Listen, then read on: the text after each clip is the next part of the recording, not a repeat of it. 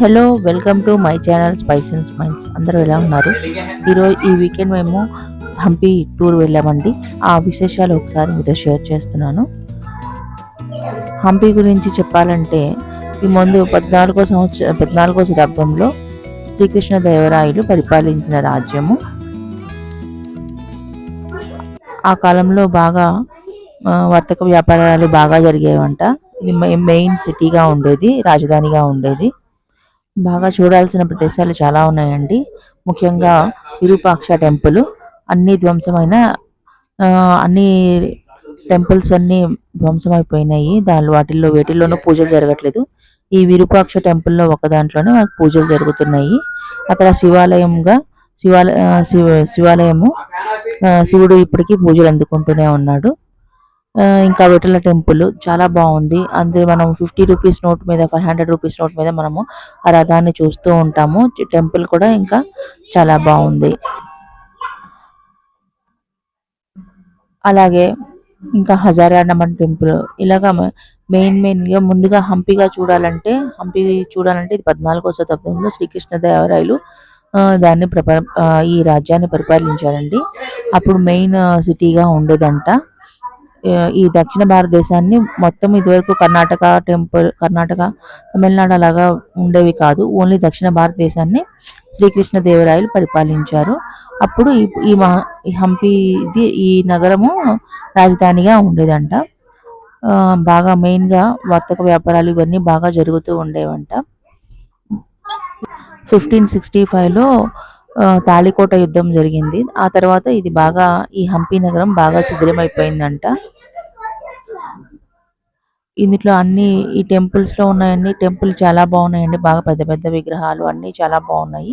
కాకపోతే అన్ని విరిగిపోయి ఉన్నాయి. సో అందువల్ల వాటికి ఏవి పూజలు జరగట్లేదు. ఓన్లీ ఒక టూరిస్ట్ ప్లేస్ గా ఇలా పెట్టేశారు. ఆ విగ్రహాలన్నిటిని పెట్టారు. వాటన్నిటిని ఒక్కొక్క ప్లేస్ ని మనము ఇప్పుడు చూసేద్దాము. ఇది ముందుగా ఎలిఫెంట్ స్టేబుల్ అండి. ఆ రోజుల్లో మన పెద్ద పెద్ద ఏనుగులు ఉండేవి కదా, వాటన్నిటిని ఇక్కడ పెట్టేవాళ్ళంట.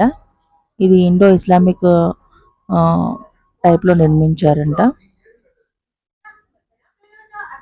ఇదంతా ముందంతా ఓపెన్ ప్లేస్, చాలా పెద్దదండి. మొత్తం ఇక్కడ 11 ఏనుగా పెట్టే గదులు ఉంటాయంట. ఈ ఆర్చరీ ఇవన్నీ 11 ఉంటాయి. మధ్యలోదేమో పెద్దదిగా ఉంటుంది. దాన్ని మెయిన్ ఏనుగులు ఉంటాయి కదండి, రాజ ప్రసాదాలకి ఉపయోగించేవి, వాటిని పెట్టేవాళ్ళు. ఇదంతా ఈ చుట్టూతా ప్లేస్ చాలా ఓపెన్ గా ఉంటుంది. ఇక్కడ సైనికులు వీళ్ళందరూ ఉండేవాళ్ళంట.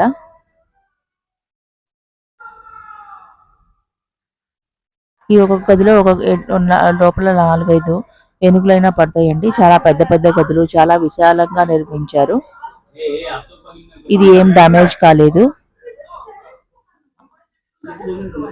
ఇంకా ఈ ఎలిఫెంట్ స్టేబుల్ దగ్గరలోనే రంగా టెంపుల్ ఉంటుంది. దానిలో విగ్రహాలు ఏమీ ఉండవు, ఓన్లీ టెంపుల్ మాత్రమే ఉంటుంది.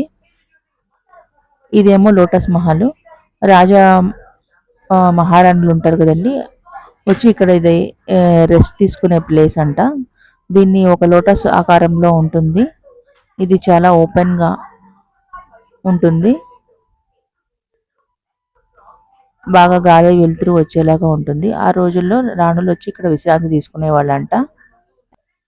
ఇది మొత్తం లోటస్ షేప్ లో ఉంటుంది కాబట్టి దీనికి లోటస్ మహల్ గా గవర్నమెంట్ వాళ్ళు ఇచ్చిన పేరు ఇది. ఇదంతా దాని లోపల అంతా ప్లేస్, ఇదంతా చుట్టూ అంతా ప్లేస్ ఉంటుంది. చాలా ఓపెన్ ప్లేస్ ఉందండి. ప్రతి దానికి చాలా చాలా పెద్ద పెద్ద ఓపెన్ ప్లేస్లు ఉన్నాయి. చాలా విశాలంగా కూడా ఉంది. ఇది మధ్యలో మొత్తం దీనికి 2 అంతస్తులు ఉన్నాయి. ఇది హజారామ టెంపుల్ అండి. ఇది రాజప్రసాదానికి ఆవరణంలోనే ఉందంట ఈ టెంపుల్. ఆ రాజులు వీళ్ళందరూ వచ్చి దీనికి పూజలు చేసేవాళ్ళంట. ఇది హజారామ టెంపుల్ అంటే ఈ గోడల మీద వేల కొద్ది రామాయణం స్టోరీ చెక్కి ఉంచారంట. అందుకని దీన్ని హజారామ టెంపుల్ అంటారు. రాజప్రసాదంలో ఉండే వాళ్ళందరూ పర్సనల్ గా వచ్చి ఇక్కడ పూజలు చేసుకుంటూ ఉండేవాళ్ళంట. దీని మీద మొత్తం రామాయణం అంతా చెక్కి ఉంటుందంట. ఒక్కొక్క బొమ్మ ఒక్కొక్కటి మనకి రామాయణం స్టోరీ చెప్తూ ఉంటుంది.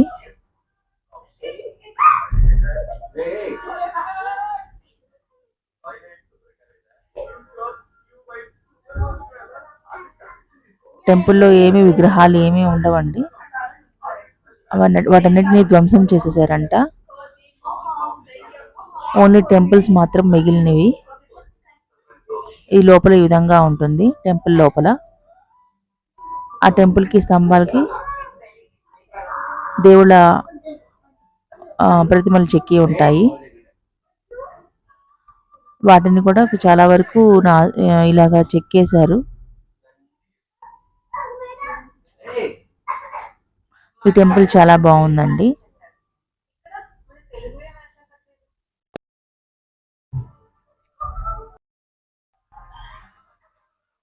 ఈ గోడల మీద చెక్కి ఉన్నాయన్నీ చాలా బాగున్నాయి. పీకాక్లు, ఎలిఫెంట్.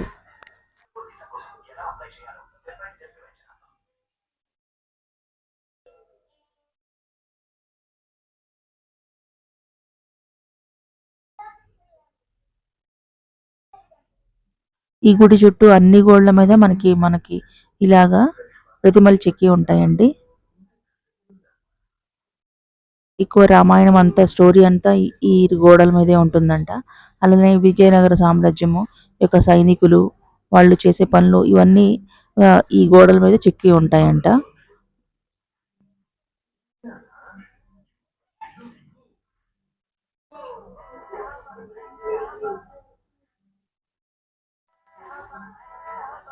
వాళ్ళ యొక్క సైనిక సంపద వీటన్నిటి గురించి ఈ గోడల మీద రాసి ఉంటుందంట. ఆ తర్వాత ఇది మహానవమి దిబ్బ అండి. అంటే మహానవమి మా దసరా రోజుల్లో ఇక్కడ బాగా ఉత్సవాలు ఇవన్నీ దీని మీద జరుగుతాయంట. ఇక్కడ జరుగుతూ ఉంటాయంట.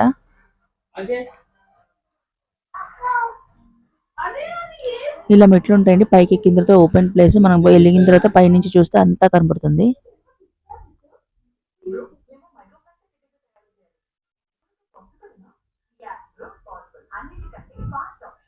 దసరా రోజుల్లో ఇక్కడ బాగా ఉత్సవాలు ఇవన్నీ బాగా జరుగుతూ ఉంటాయండి. అంటే అప్పుడు వచ్చి చూస్తే మనకి ఇంకా బాగా లైటింగ్స్తో బాగా కనబడుతుందంట. ఇదేమో క్వీన్స్ బాత్. అప్పుడు రాజప్రసాదంలోని మహిళలందరూ ఇక్కడ స్నానాలు చేసేవాళ్ళంట. క్వీన్స్ బాత్ అంటే లోపల స్విమ్మింగ్ పూల్ ఉంటుంది. చాలా పెద్ద స్విమ్మింగ్ పూల్ అండి. ఆ రోజుల్లోనే ఇంజనీరింగ్ టెక్నాలజీతో వాటర్ రావడానికి అలానే వాటర్ వెళ్ళడానికి కూడా బాగా మంచి టెక్నాలజీతో ఇది కట్టారంట. ఇది కూడా చాలా స్టేబుల్గా ఉంది ఇప్పటికి కూడా. ఇది స్విమ్మింగ్ పూల్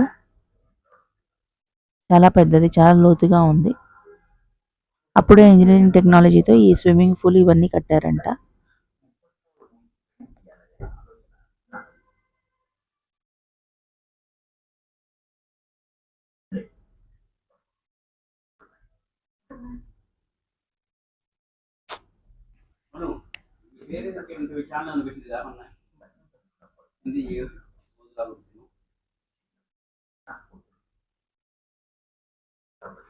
ఇంకా ఇది విరూపాక్ష టెంపుల్. ఈ టెంపుల్లోనే శివుడు ఉంటారండి. ఇప్పటికీ పూజలు జరుగుతూ ఉన్నాయి ఈ ఒక్క టెంపుల్లోనే. ఇంకా ఇక్కడ హంపీలో ఉన్న ఏ టెంపుల్కి ఇప్పుడు అప్పుడు శ్రీకృష్ణదేవరాయలు నిర్మించిన టెంపుల్లో వేటికి పూజలు జరగవు. ఇందులోనే శివాలయం ఉంటుంది, దానిలో పూజలు చేస్తున్నారు. ఈ గుడి కూడా చాలా పెద్దది. దీనికి 2 మెయిన్ గోపురాలు ఉన్నాయి. ఇది లోపల గోపురం నుంచి దాటిన తర్వాత లోపల ఉన్న ప్లేస్ ఇది. కళ్యాణ మండపాలు చాలా ఉంటాయండి. కృష్ణ మండపాలు ఒక్కొక్క మన టెంపుల్లో ఒక 2-3 మండపాలు ఉంటాయి.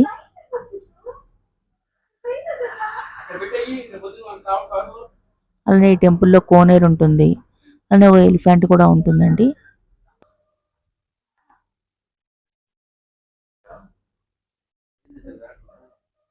వచ్చిన భక్తులందరూ దానికి తినిపిస్తూ ఉంటారు. అది ఆశీర్వదిస్తూ ఉంటుంది.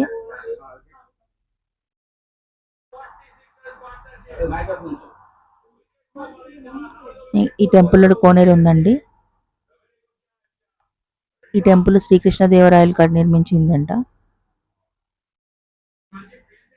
చాలా పెద్దది కోనేరు కూడా.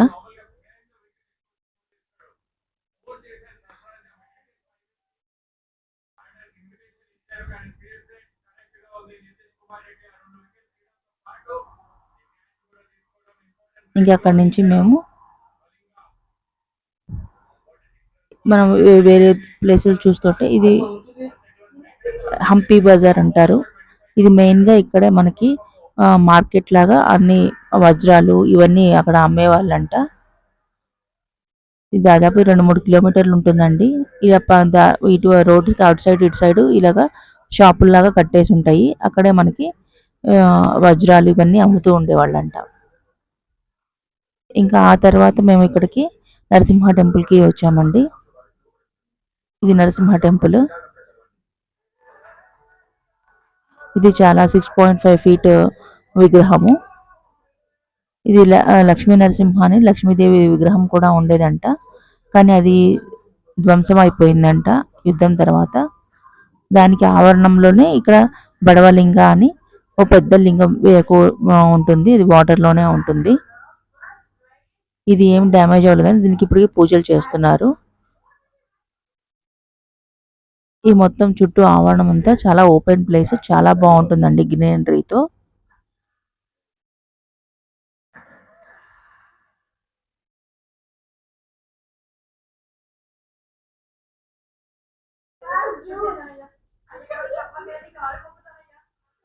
ఇక తర్వాత మనం చూడాల్సింది ఇక్కడ అండర్ గ్రౌండ్ శివలింగ టెంపుల్. ఇందులో శివలింగం ఏమి ఉండదండి, ఓన్లీ నంది మాత్రమే ఉంటుంది. ఇది అండర్ గ్రౌండ్ లో ఉంటుంది ఈ టెంపుల్. చుట్టూ గ్రీనరీతో చాలా బాగుంది. లోపలికి వెళ్ళి చూస్తే మామూలు లోపల శిల్పాలు ఇవన్నీ ఉన్నాయి. నంది విగ్రహం ఉంది, లోపల శివలింగం లేదు.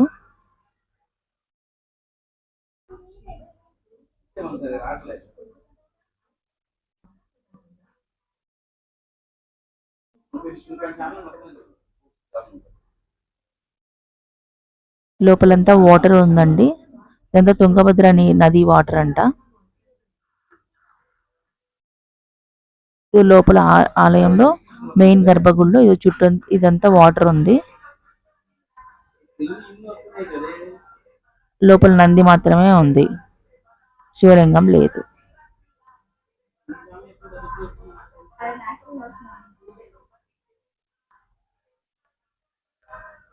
ఇంకా ఆ తర్వాత విఠల టెంపుల్కి వెళ్ళామండి. విఠల టెంపుల్ దాదాపు 2-3 కిలోమీటర్లు లోపలికి ఉంటుంది. ఇక్కడ మనము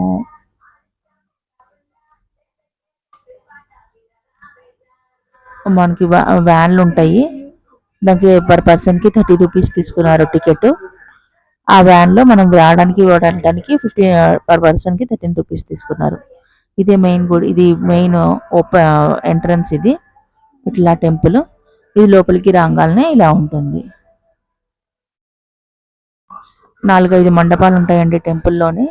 ఇది మెయిన్, ఇది రథము. మనం 50 రూపీస్ నోట్ మీద చూస్తాం కదా రథము, ఇదే మన కరెన్సీలో. ఇది చాలా ప్రసిద్ధి కాంచిన రథము. ఇది ప్రపంచవ్యాప్తంగా ఇది ప్రసిద్ధి కాంచింది. దీని లోపల కృష్ణా మండపము, ఒక్కొక్క మండపానికి ఒక్కొక్క నేమ్ ఉంటుంది. ఈ మండపం మీద ఇలాగ చెక్కి ఉంటాయి బాగా.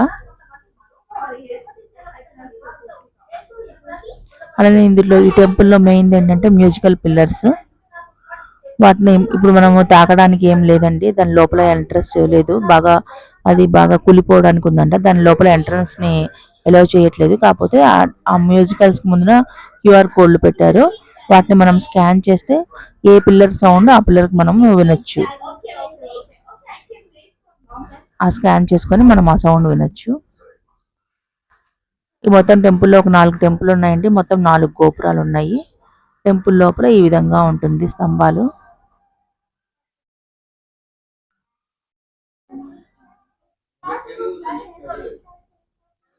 గుడి కూడా చాలా పెద్దది అండి.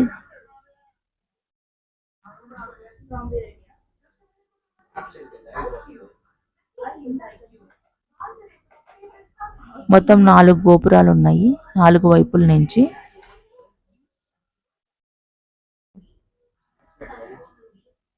ఇంకా అక్కడి నుంచి వచ్చిన తర్వాత ఇక్కడ సిస్టికల్ గణేష టెంపుల్ అంట. ఈ టెంపుల్లో గణేష చాలా పెద్ద విగ్రహము.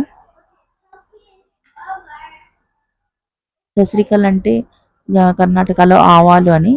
ఆయన బొజ్జ ఆవాల షేప్లో ఉంటుందని, అందుకని ఆ షేప్ అది ఆ పేరు పెట్టారంట. అక్కడి నుంచి వ్యూ చాలా బాగుందండి. ఆ తర్వాత లాస్ట్గా చూసింది హంపి మ్యూజియము. ఈ మ్యూజియంలో మనల్ని వీడియో అలౌ చేయలేదు, ఓన్లీ ఫోటోలే. దీంతో మా హంపి టూర్ కంప్లీట్ అయిందండి. అన్నీ కవర్ చేశానని అనుకుంటున్నాను.